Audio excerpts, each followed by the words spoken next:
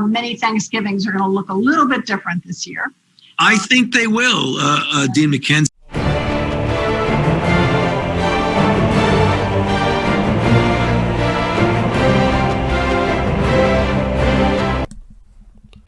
You heard the man. We are never going to have a normal Thanksgiving. Not this year, not next year, not the year after that. As guidelines become law, and the legislator doesn't decide our law, but rather the private entities under the executive branch, fear becomes the norm. Today, the public rant and rave about the virus and want the government to stop it. They never stop and ask themselves why the creator of the virus, our government, would want to stop it. Then again, most Americans still believe the virus came from a wet market in Wuhan.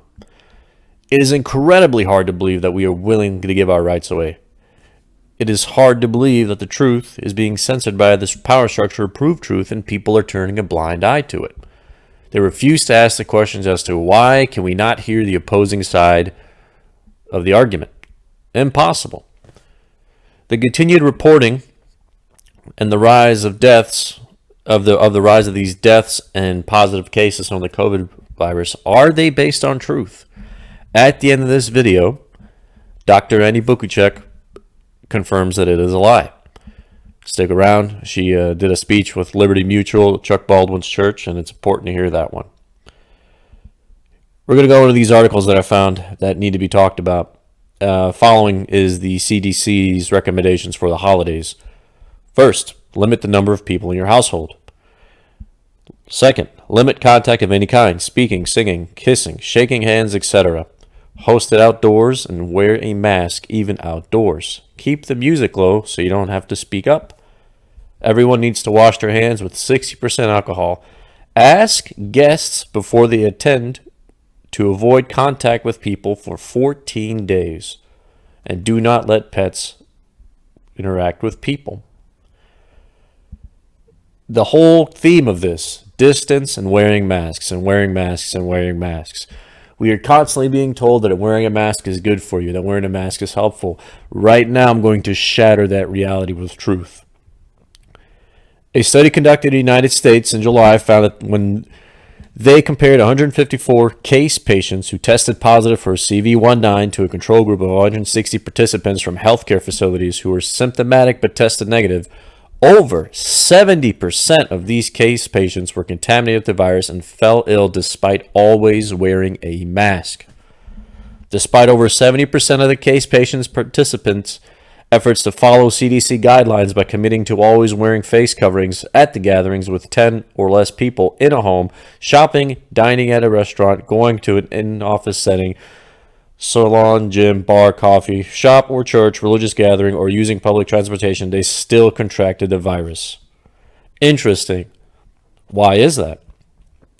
Well, in the early 2000s, the NIH conducted a study on the 1918 Spanish flu and came to find out that the leading cause was pneumonia, bacterial pneumonia to be more specific.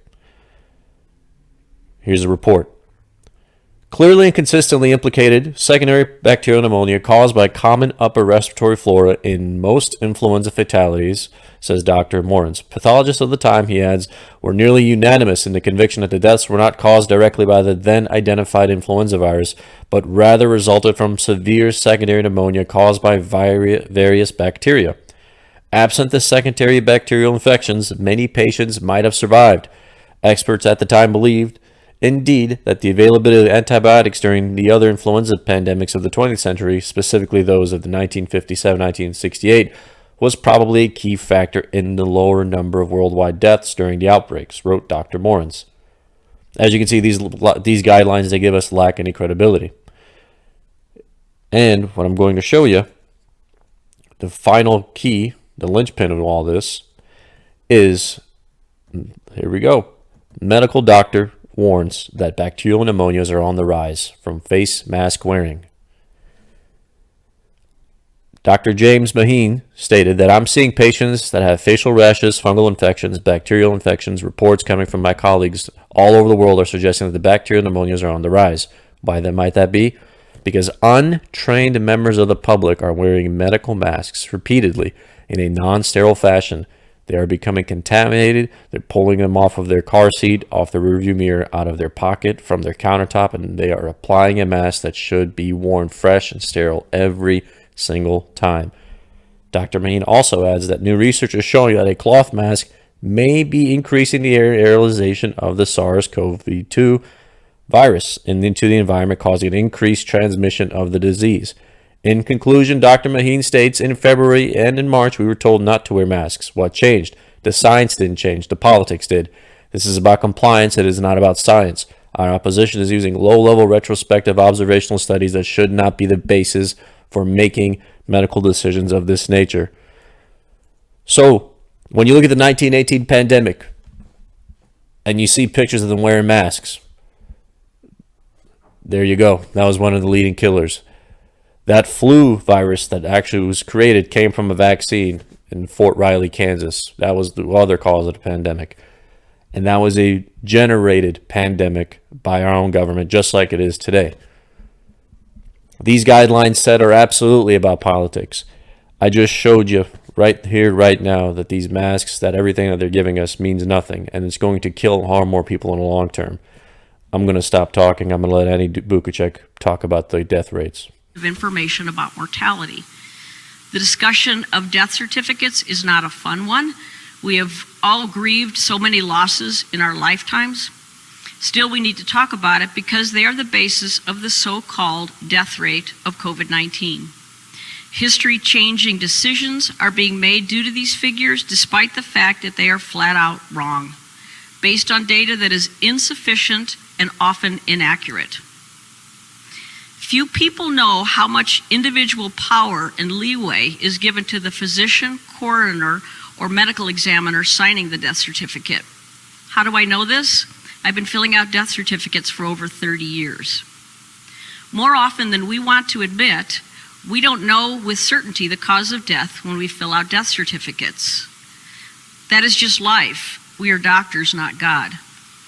Autopsies are rarely performed, and even when an autopsy is done, the actual cause of death is not always clear. Physicians make their best guesstimate and fill out the form.